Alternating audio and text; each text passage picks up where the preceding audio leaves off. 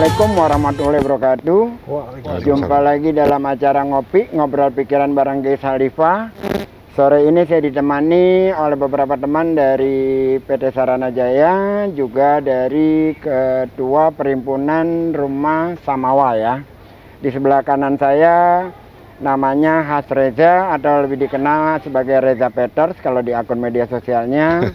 Dan di sebelah saya ini Muhammad Iksan Selolong yang tadi saya katakan sebagai Ketua Paguyuban Samawa ya. Kalau Has Reza ini adalah sebagai salah satu komisaris di PT Saranajaya.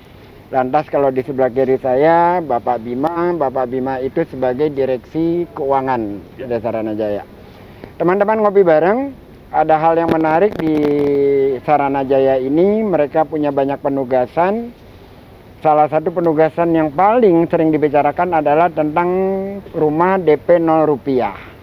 Rumah DP 0 rupiah menjadi perbincangan di media sosial, seolah-olah diperbincangkan itu hanya janji kampanye yang tidak ada realisasinya dan tidak ada buktinya.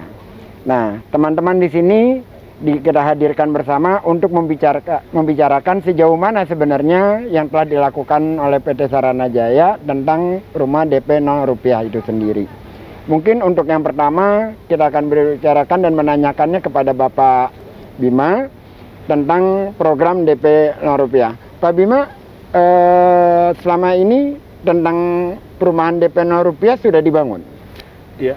Sebenarnya kita sudah menyelesaikan satu menara, Bang Geis, di Pondok Kelapa. Kita nyebutnya Nuansa Pondok Kelapa gitu. Nuansa Pondok Kelapa. Menara yang selesai kita sebut Menara Samawa ya. Menara Samawa. Iya. Solusi rumah warga gitu kalau solusi rumah warga. Iya. Jadi itu sudah dibangun? Sudah selesai. Selesai sekitar bulan Agustus 2019 selesai ya. 780 unit. Selesai tahun 2019. Agustus 2019. Agustus September 2000. Ya. Sudah dihuni. Hari ini mungkin sekitar 80% ya, sudah 85% sudah terjual. Mungkin dihuni sekitar 550-an kira-kira ya. 85% sudah terjual. Iya, benar. Oke. Teman-teman ngopi bareng, Bapak Bima ini yang mengelola tentang pembangunan rumah hunian Samawa DP 0 rupiah. Dan kalau Anda katakan bahwa, bukan Anda ya, buzzer-buzzer yang menyatakan bahwa DP 0 rupiah itu tidak ada, di sini ada direksinya. Kalau dibicara tentu saja dengan faktanya dan tentu saja dengan ada data-datanya. Jadi memang forum ini adalah forum untuk pembuktian tentang apa-apa yang terjadi di media sosial, bahwa antara yang dibicarakan dengan yang di fakta di lapangan seringkali jauh berbeda. Pak Bima, untuk proses mendapatkan rumah itu seperti apa sebenarnya prosesnya? Iya, jadi memang kalau dari sisi proses ada dua tahapan penting gitu ya kira-kira Bang ya. Pertama dari sisi kelayakan dari si calon penerima manfaat. Nah itu memang ada tugasnya di sisi teman-teman dinas perumahan. Jadi di dalam ketentuan tuh ada KTP DKI, kemudian tidak punya rumah sebelumnya dan seterusnya. Ada beberapa ketentuan. Ada beberapa ketentuan. Itu dicek oleh teman-teman di dinas perumahan. Dinas perumahan. Nah, setelah itu baru proses di kita melihat huniannya sama aja seperti beli rumah biasa gitu ya. Iya. Lihat hunian, kemudian mungkin ada yang pas, ada yang enggak dan seterusnya gitu ya. Kemudian apabila ya, maka teman-teman ini akan mengajukan aplikasi ke KPA-nya, ke Bank DKI. Nah, itu proses KPA. Seperti biasa. Nah, semua itu sebenarnya kita coba digitalisasi sejak awal 2020 kira-kira ya. Sebelum pas awal-awal COVID itu, Bang. Iya. Nah, itu teman-teman bisa cek, ada aplikasinya, aplikasi Samawa di Google Play Store, bisa dilihat. Hari ini udah diunduh mungkin kira-kira 100.000, bisa dicek di situ. Sudah diunduh sekitar kurang lebih 100.000, kemudian dapat bintang 4,7. Dapat bintang 4,7. Iya, hari ini yang sudah mendaftar ya Bang ya, kira-kira 42.000 ya, untuk 780 unit itu ya. Sudah mendaftar 42.000 yang lewat aplikasi ya? Yang lewat aplikasi. Iya, benar Bang. Besar sekali ya peminatnya ya? Iya, jadi memang kita mencoba mempermudah, jadi semuanya prosesnya digital. Kemudian memang ada mungkin sekitar 15.000 sampai 17.000 yang tidak memenuhi prasyarat tadi. Jadi misalkan KTP-nya di luar DKI, kemudian juga mungkin udah punya rumah dan seterusnya gitu ya. Nah, sisanya 15 itu yang masuk proses. Yang masuk proses. Iya, jadi masuk proses ke perbankan dan seterusnya gitu ya. Dari situ kurang lebih tadi ya 85% yang sudah selesai. Benar. Ya. Artinya bahwa itu sudah selesai, jual belinya, akadnya sudah beres, sudah semua ya.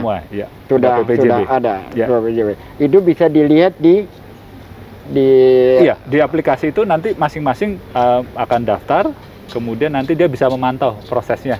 Jadi hari ini udah dicek, udah lolos, hari ini udah masuk ada undangan untuk ngelihat. Karena kan situasi sekarang ya Bang ya, jadi nggak bisa kita atur waktu orang yang mengunjungi ke dari lokasinya. semua itu yang sudah dibangun satu udah selesai, yang sedang dibangun lagi berapa? Jadi kita branding kita itu nuansa gitu ya. Jadi nuansa Pondok Kelapa. Di nuansa Pondok Kelapa menara pertama selesai, menara Samawa. Sekarang sedang progres menara Suasana. Menara Suasana. Ya, menara keduanya. Menara keduanya. Kira-kira ada 1.100 sekian unit. 1.000 lebih. Ya, nah sekitar 200 memang kita nanti termasuk untuk program ini. Gitu ya. Nah ini sekarang progres mungkin sekitar 40 lebih ya, 40-45% sekarang. Itu yang sedang jalan di nuansa Pondok Kelapa. Di nuansa Pondok Kelapa. Nah yang sedang jalan juga ada kita sebut di nuansa Cilangkap, Bang. Di nuansa Cilangkap. Ya. Nuansa Cilangkap itu sudah progres, menara pertama mungkin sekitar 20%-an mungkin ya, sekitar segitu ya. Lagi progres jalan. Kita berharap sih pertengahan tahun depan selesai ya, pertengahan atau kira-kira triwulan ketiga tahun depan. Tahun depan selesai? Iya. Jadi teman-teman ngopi bareng, Anda dengar sendiri bahwa yang namanya rumah DP 0 rupiah itu sudah berjalan, sebagian besar sudah ditempati, sudah dihuni, dan di sini kita juga menghadirkan salah satu yang menghuni tempat itu, bahkan menjadi ketua paguyubannya dari rumah hunian Samawa ya, Bapak Muhammad Iksan Selolong. Anda berpengalaman pada saat mendaftar menjadi pemilik salah satu hunian itu, prosesnya seperti apa? Kadang-kadang kan kalau yang mereka ngomong ini mungkin takut dibohongin nih. Silakan. Kalau Anda yang ngomong kan faktanya ini. Kalau saya mungkin awal ketika launching tanggal Agustus tidak salah itu. Nah, itu saya pendaftar. Saya yang akad yang pertama ya. Kebetulan dengan ada Pak Gubernur juga. Memang prosesnya yang pertama yang kita ketahui ya, dari sisi marketing ya. Nah, ini kan janji politik ya, politik, tapi edukasi ke masyarakatnya itu nggak segaung yang.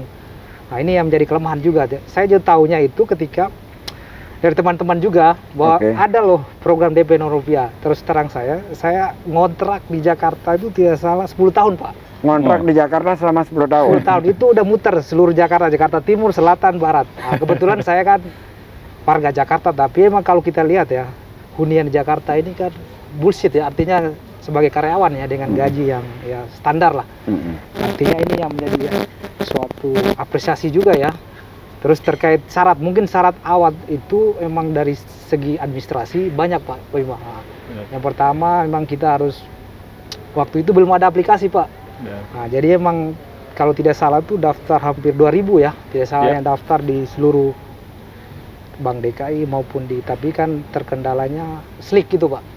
SLIK itu apa? Jadi SLIK itu semacam kayak apa? Identitas ya, artinya misalnya yang bersangkutan punya pinjaman di bank lain yang bermasalah, itu nggak bisa diproses. Jadi karena ada sangkutan kredit motor belum lunas atau kredit apapun, itu menjadi masalah. Iya, menjadi kendala juga. Jadi hampir rata-rata kan mindset kita yang warga ya, khususnya kan mereka nggak tahu tuh bahwa betapa pentingnya identitas ya. Artinya ngasih pinjam aja ke teman-temannya. Ternyata ketika ditarik SLIK, yang bersangkutan masalah ini yang menjadi catatan juga ya. Yang menjadi pertanyaan adalah Anda dapat? Alhamdulillah saya dapat Pak. Dapat. Dengan prosesnya tidak sulit? Prosesnya, kalau pertama administrasinya terlalu banyak Pak. Administrasinya terlalu banyak? Terlalu banyak, akhirnya dievaluasi ya. Evaluasi dengan aplikasi sejauh ini sih cepat ya. 14 hari kerja tidak salah prosesnya. Kalau nggak ada B-checkingnya mungkin langsung akad ya. Langsung akad. Jadi teman-teman ngopi bareng, jadi proses untuk mendapatkan rumah hunian DP 0 rupiah dengan rentang waktu 14 hari kerja. 14 hari kerja. Kalau semua proses administrasinya lengkap, itu kan ya. Kadang-kadang kan orang suka teriak karena kekurangan pada dirinya, tapi yang disalahkan orang lain. Padahal itu adalah prosedur formal yang semacam itu. Dan Anda setelah 10 tahun ngontrak di Jakarta, mendapatkan rumah hunian seperti ini, apa ininya? Kalau saya sih ucapan alhamdulillah ya, rasa syukur dulu. Artinya ini kan nikmat ya. Tapi saya berharap sih, maksudnya ini program yang sangat bagus ya. Artinya ini kan khususnya masyarakat Jakarta ya. Terkait program ini kebetulan ketika tanggal 29 Februari itu lahirlah inisiatif nih, bahwa kita di Soho ini harus ada bentuknya namanya paguyuban. Nah, paguyuban ini mewadahi teman-teman aspirasi. Nah, ini kan. Dan Anda terpilih jadi ketuanya? Alhamdulillah saya didaulat ya, artinya saya nggak minta jadi ketua, tapi warga yang menunjuk. Oke, Nah, sampai mungkin saya di situ, juga nggak tahu. Pak Marsan, terima kasih banyak. Teman-teman ngopi bareng, saya tidak ingin sebut namanya karena saya agak keberatan kalau menyebut namanya karena level dia dengan saya terlalu jauh. Saya di atas, dia di bawah. Saya cukup menyebut namanya, si SMA-nya di mana. Kalau Anda bicara tentang DP 0 rupiah, ini ada ketua paguyubannya. Silahkan nanti Anda tanyakan sama dia. Jadi kalau kemampuan cara berpikir Anda lemot, kalau Anda di rapid test isinya positif tolol, ya saya memakluminya karena memang kemampuan orang menulis memang agak berbeda dengan kemampuan menalar gitu. Karena di sini adalah fakta Muhammad Iksan Selolong yang sudah menempati rumah DP 0 rupiah Dari dan awal. benar dihuni oleh Pemiliknya. 85% sudah ya. Yang 15%-nya itu karena tipenya yang belum sesuai aja dengan selera atau ini ya, karena tipe studio. Kalau nggak salah begitu Pak Bima ya. Ya. Saya akan beranjak lebih jauh lagi kepada komisarisnya, namanya Has Reza atau kita kenal Reza Fathar. Dan dia lebih kepada seorang pemberontak ketimbang seorang komisaris. Sama saya kurang lebih sama. Dan kita apa ya, tidak bisa berada dalam ketidakkekuasaan karena begitu dia tidak setuju atas sebuah kebijakan, sebenarnya kebijakan gubernur yang lama, tapi karena itu tidak selesai-selesai, maka Reza ini membawa teman-teman dari Jakarta Timur ke balai kota dan dia memimpin demo. Inilah Reza yang menjadi komisaris di Saranajaya dan sempat-sempatnya memimpin demo untuk mendemo gubernur DKI Jakarta. Dan itu berita-beritanya masih banyak di media. Jadi jangan berharap bahwa orang-orang ini di lingkaran Pak Gubernur sekarang tidak bisa bersikap kritis, yes man, apalagi membabi buta membela kebijakan, tidak akan ada itu. Karena teman-teman seperti ini, kritisnya, sikap independennya tetap terjaga sampai hari ini. Amin, amin. Nah, saya ingin bertanya hal yang sensitif untuk Pak Komisaris yang pertama ini. Belum lama, ini masih ramai tentang terjadi korupsi di Saranajaya, Pak Reza. Anda sebagai komisaris di sana, apa pendapatnya itu? Pertama, terima kasih Pak Ges. Sebelum saya menjawab pertanyaan yang sensitif tadi, saya mengucapkan terima kasih atas pujiannya. Saya ngerasa dipuji itu bahwa saya sebagai junior itu punya senior-senior seperti Bang Ges yang semoga bisa tetap dipertahankan. yang memberikan teladan gitu ya. Artinya mereka memberikan inspirasi bagaimana sikap independensi dan sikap integritas itu terjaga walaupun kita dekat dengan kekuasaan. Dan menurut saya Gubernur DKI saat ini pun orangnya sangat terbuka gitu. Dia nggak anti kritik dan menerima. Ya mungkin yang tadi disebut Bang Ges itu memang keras. Saya demonya ya setelah Mas Anies dilantik dan itu warga yang saya bawa ke sana langsung gitu. Dan alhamdulillah tidak anti kritik dan malamnya justru gubernur datang ke lokasi warga itu. Itu menarik. Itu yang pertama Bang Ges, terima kasih. Kemudian yang kedua terkait dengan pernyataan sensitif pertanyaan sensitif tadi, sampai hari ini kami Dewan Pengawas maupun dengan direksi itu mendukung penuh semua proses hukum yang terjadi di KPK. Bahwa memang semua kasus ini kan perlu terjadi pembuktian secara hukum, bahwa kalau memang terjadi tindak pidana korupsi seperti yang dituduhkan ya biarkan berproses di KPK gitu. Tidak ada yang ditutup-tutupi, semua dokumen sepengetahuan kami pun itu sudah diserahkan semua ke KPK. Tidak ada yang ditutupi sampai semua dokumen diserahkan. Diserahkan. Itu pertama. Kedua, kami pun setelah itu melakukan perbaikan-perbaikan. Saran-saran kami diterima dan dilaksanakan. Seperti misalnya sekarang ini kita lagi melakukan proses audit kepatuhan. Semua SOP kita rapihin gitu ya. Semua SOP Kasusnya kita yang terjadi kasus apa sebenarnya sih? Kasus yang terjadi itu kan sebetulnya kalau kita baca di media itu kan kasusnya terkait dengan proses pengadaan lahan di Munjul ya.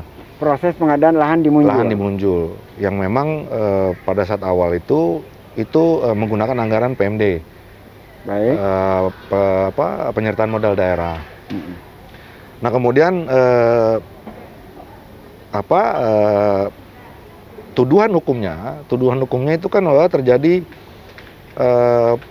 proses penggelapan ya, artinya ini tanah lagi dibeli belum selesai, ternyata dijual ke Saranajaya itu pun belum selesai sebetulnya. Oh, jadi double jual beli. Ya, gitu. Nah tiba-tiba dari yang penjual awal ke pihak yang kedua ini, yang ketiga ini, itu membatalkan. Sehingga yang di kita pun akhirnya jadi batal juga, karena memang tidak bisa dilanjutkan, karena hak pemilikan lahan itu belum berpindah kepada orang yang jual ke kita gitu. Oke, itu biasalah terjadi dalam proses jual beli, tapi karena ini melibatkan BUMD, jadi mungkin agak berbeda jauh kasusnya dengan pembelian lahan sendiri di Cengkareng. Oh ya, jauh Pak. Jauh ya. Beda, kalau Pak. Itu kan jelas sekali kan. Beda, Pak. Tapi kalau yang jalan jual beli sendiri di Cengkareng nggak diusut ya? Saya kurang tahu Pak, tapi memang kalau kita lihat di pemberitaan lagi-lagi, ya pelakunya sama. Pelakunya sama. Tapi yang sekarang diusut, yang Cengkareng tidak. Ya. Padahal ya, ada begitu. Rekomendasi dari pimpinannya kan untuk membeli lahan itu ya. Begitu Pak. Saya kira cukup sampai di situ tentang kasus Saranajaya ini, dan ini perlu saya tanya untuk menjadi jawaban dan memperjelas apakah itu soal manajerialnya maupun sikap keterbukaannya dalam konteks proses hukumnya. Jadi nggak ada yang ditutup-tutupi, apalagi dibuat hilang. Ya enggak Pak. Yang sampai sekarang juga nggak ketemu itu kan, nggak seperti itulah kondisinya. Pak Reza, saya ingin bertanya lebih dalam tentang tupoksi Saranajaya, bukan tupoksi ya, yang diberikan tugas oleh Pak Gubernur kan banyak sekali nih. Selain DP 0 rupiah, ada lagi Saluran utilitas. Saluran utilitas, terus apa lagi yang diberikan ininya kepada Saranajaya? Baru itu ya? Pengolahan sampah. Pengolahan sampah. Itu ya. Nah, saya ingin bertanya soal utilitas. Oke. Di Jakarta itu kesemrawutan, terutama kabel-kabel listrik itu luar biasa sekali. Dan itu menurut saya ide yang sangat cemerlang, menurunkannya menjadi di ducting ya, di ducting. Ya. Di ducting itu. Nah itu sejauh mana sudah dikerjakan? Kan sebetulnya penugasan untuk ducting itu bukan cuma hanya ke Perumda Pembangunan Saranajaya Pak ya. Bang Ges, jadi ada di Jakpro juga. Nah kebetulan kita kebagian di Jakarta Pusat dan Timur. Ya. Jakarta Pusat dan Timur. Ya. Nah di pusat itu kita sudah mulai berjalan, karena kan skema yang kita bangun Pak, ini kita memang menghindari penggunaan PMD untuk ini. Menghindari penggunaan PMD? Ya, karena memang yang kita lakukan, skemanya itu yang dilakukan oleh manajemen adalah mengundang investor. Mengundang investor. Jadi mungkin ya dalam pikiran saya kenapa ini ditugaskan kepada Saranajaya, karena kan kalau ditugaskan kepada SKPD pakai uang negara, negara, APBD ya. Pakai APBD. Ya. Ini karena supaya mengundang investor, ada kolaborasi, ada kerjasama di situ, maka yang ditugaskan Saranajaya. Betul, Pak. Karena skemanya supaya dibuat jadi skema bisnis, bukan skema retribusi Pak. Kalau Pemda yang mengerjakan tuh skema retribusi nanti. Retribusi. Betul. Padahal ini menyangkut pola bisnis yang terjadi antara yang dilakukan oleh operator. Dan kalau retribusi kita tahu lah ya, pemasukannya seharusnya 10 miliar, kadang-kadang bisa menjadi hanya 1 miliar lah gitu ya. Ya kurang lebih mungkin begitu Pak. Ya, makanya ditugaskan begitu. Saranajaya. Makanya ditugaskan ke BUMD. Nah kita sekarang ini sedang mengerjakan di Raden Saleh itu kita sudah kerjakan sekitar kalau nggak salah sepanjang 200 meter ya Pak Bima ya. Ya. 200 meter. Kemudian di Latu Meten juga kita sedang kerjakan. Latu Meten juga sedang kerjakan. Pak Bima, ini skemanya kan bisnis. Ya. Dalam konteks ini terbuka kepada seluruh investor swasta. Ya, jadi untuk ikut kerjasama di situ, atau ada di balik itu main-mainan atau gimana gitu? ya tentu ini proses yang banyak yang lihat ya Bang ya. Jadi, terbuka. Ya artinya proses itu kita memang adakan beauty contest ya. Ada beauty contestnya. Dan itu sudah kita lewatin gitu ya. Sudah lewati itu. Jadi hari ini memang ada mitra kita yang kita bekerjasama dengan kita untuk menyelesaikan tugas ini ya. Untuk menyelesaikan. Jadi proses itu memang proses yang biasa aja. Kita beauty contest terbuka, kita buka gitu ya, ada proses gitu ya. Ya. Oke, berarti ini tidak ada sesuatu yang di balik layar dibuat seperti penunjukan atau apa, tidak ya, tapi terbuka sekali buat para pengusaha di Indonesia ini untuk ikut dalam proses itu. Ya hari ini mungkin sulit ya sekarang kalau kita mau sembunyi-sembunyi gitu ya. Jadi semua itu terbuka, ada media sosial. Ya. Iya, itu yang kita coba terus terapkan ya. Oke. Pasti tidak ideal, tapi itu yang kita coba lah, kita selesaikan dengan baik ya. Menurut saya sangat ideal karena transparansi itu adalah sesuatu yang selama ini bukan hanya tidak terjadi, memang dibuat untuk tidak terjadi gitu kan. Tapi kalau untuk BUMD di Jakarta memang sepertinya kalau kita main-main dengan itu bukan hanya kepada aparat hukum, gubernur duluan yang memecat kita kan gitu. Betul. Yang terjadi kan semacam itu kan. Saya terkait dengan utilitas nih. Kalau di Samawa itu utilitasnya gimana? Udah baik? Kalau di Samawa ya, Samawa ini kan ada apa terkait kita emang kemarin sempat diskusi sama pengawas juga ya. Terkait ini ya, terkait aliran gas ya. Nah, kita saat ini kan untuk masak ya, masak ini kan pakai apa namanya, tabung gas yang 3 kilo, ini kan bahaya kalau hunian vertikal kayak gini. Nah, ini mungkin nanti ke depannya kalau untuk bangun di DP Rupiah lagi terkait fasilitasnya itu kalau bisa ada. Jadi ketika orang melihat dengan DP Rupiah fasilitasnya lengkap, artinya ini juga membantu warga sekali. Soalnya jadi ada aliran gas pipa. Gas pipa jadi ketika ini kan saat ini kan kita masih manual nih, risikonya tinggi. Makanya kemarin sempat saya sampaikan ke teman-teman BM, Pak, ini kita tinggal sini kan 15 sampai 20 tahun kredit kita ya. Nah, kita kalau nggak jaga ini risikonya tinggi. Tempat kemarin. Saya kira ini masukan yang baik ya. Jadi terus kalau dari sisi infrastruktur ke stasiun dan ke untuk ke transportasi publik gimana? Terkait akses, alhamdulillah ya kita dikasih akses. Artinya di depan pas kita keluar di Samawa sendiri ada namanya terminal ya. Nah, terminal ini terintegrasi. Ada Jaklinggo, busway. Bahkan kita di belakangnya itu ada stasiun namanya Klender Baru. Jadi di depannya langsung ada akses. Ada akses. Untuk ke Jaklingko, di belakangnya ada stasiun. Bahkan kita ada untuk busway juga. Ada busway juga. Teman-teman ngopi bareng, ini perlu diketahui, hunian Samawa ini akses kepada transportasinya begitu luar biasa, sangat mudah karena langsung di depannya sudah ada akses untuk ke Jaklingko dan di belakangnya ada stasiun busway ya. Jadi perlu Anda ketahui, kalau buat saya yang orang properti itu sangat paham bahwa harga tanah akan cepat meningkat apabila di sana ada dekat dengan stasiun dengan transportasi. Jadi bahkan di Bekasi yang paling ujung pun akan harganya cepat naik. Bekasi paling ujung. Kalau di situ ada stasiun kereta yang mudah diakses gitu. Akan berbeda apabila daerah itu tidak punya stasiun untuk transportasi. Publik, ya. Artinya bahwa pemerintah DKI itu benar-benar memikirkan membangun sesuatu itu dengan transportasinya. Kalau yang sebelumnya kan dia bangun di mana akses transportasinya nauzubillah min dzalik gitu loh. Bisa-bisa 3-4 jam baru nyampe kan gitu kan. Karena memang ini Bang Ges, sedikit tambah ya. Silakan. Karena memang di Jakarta itu udah harusnya pembangunan hunian itu udah berpikirnya ke arah transit oriented. Jadi kalau memang di yang kawasan TOD yang sekarang ini ada kan tuh di pinggir jalan protokol segala macam itu kan tingkat kemampuan warga untuk membeli di daerah itu kan nggak mungkin. Nggak mungkin. Jadi memang kalaupun dia bisa di pinggir sedikit, tapi diberikan aksesnya. Akses untuk ke. Iya, jadi TOD-nya ya aksesnya yang kita berikan sehingga apalagi di Jakarta tingkat biaya hidup itu transportasi itu jadi mahal Pak. Sekarang ini. Jadi kalau kita fasilitasi, ya mudah-mudahan affordable living cost itu bisa tercapai gitu loh. Dengan hunian yang lebih murah, terjangkau, kemudian dengan biaya transportasi yang bisa ditekan. Ini menarik karena diskusinya nanti di lain waktu karena saya akan mengundang salah satu direksi MRT.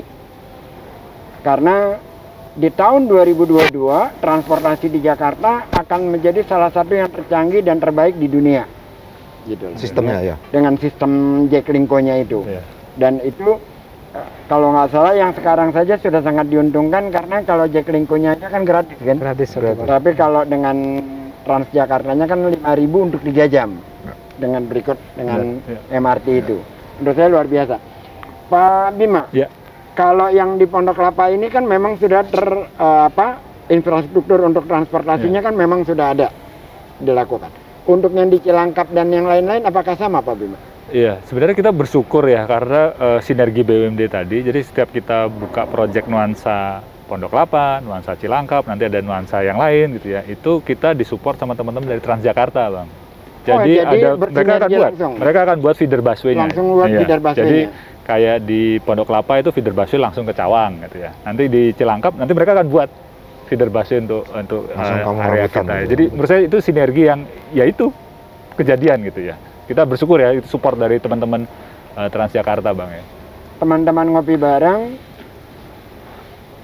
perlu diketahui bahwa segala sesuatu yang dicanangkan oleh Pemprov DKI, dalam hal ini Gubernur Jakarta Anies Baswedan, kata kunci dari segala pekerjaan adalah kolaborasi.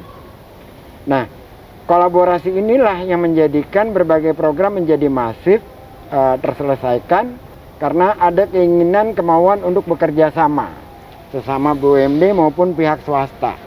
Salah satunya yang paling monumental adalah transportasi publik yang jalur-jalurnya itu petanya pun berkolaborasi dengan pihak masyarakat transportasi Jakarta ya, pengamat itu, mereka yang buat itu kan.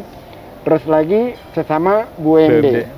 Dan mungkin ke depan Kentara Ancol di satu sisi dengan Saranajaya juga bisa kerjasama mungkin dalam rumah tadi DP rupiah dan sebagainya. Yang menarik juga adalah tadi juga tentang utilitas di Jakarta ini. Saya kembali ke sana. Ini COVID lumayan luar biasa nih, masalah besar. Terus bagaimana sebagai direksi keuangan mensiasati agar ini pada targetnya terlaksana gitu, mencapai dalam target, baik target waktu maupun target budgetnya.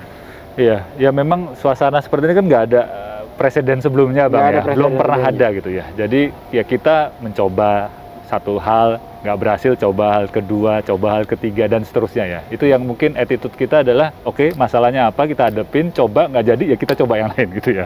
Karena kita belum ada gitu ya, presiden sebelumnya.